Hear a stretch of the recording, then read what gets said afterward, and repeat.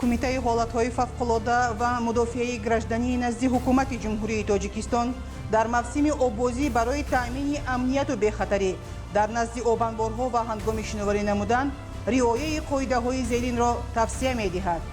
ба кӯдакон ҳатман оббозӣ омӯзонед ва ҳангоми дар наздикии об будан онҳоро беназорат нагузоред. дар мавзеъҳои манъшуда ба шиноварӣ машғул нашавед ва кӯдаконро аз ин роҳ боз доред. ҳангоми шиноварӣ намудан аз соҳил дур наравед. дар об саргарми ҳар гуна бозиҳои аз дасту пой доштан ва ҳаракатро маҳдуд сохтан нашавед. дар ҷойҳои ношинос ба шиноварӣ машғул нашавед.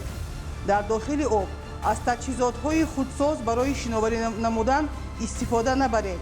танҳо баъд аз 1.5-2 соати ғизо хӯрдан метавонед ба шиноварӣ машғул шавед. дар ҷойҳое ки обсабзаҳо мероянд шиноварӣ намудан манъ аст. дар ҳолати мастӣ вориди об нашавед. пеш аз ворид шудан ба об ба худ ва фарзандонатон камзулиҳои шиноварӣ пӯшонед. агар ин гуна имконият набошад, пас дар ҷойҳое шиноварӣ намоед ки мавзеи бехатар бошад.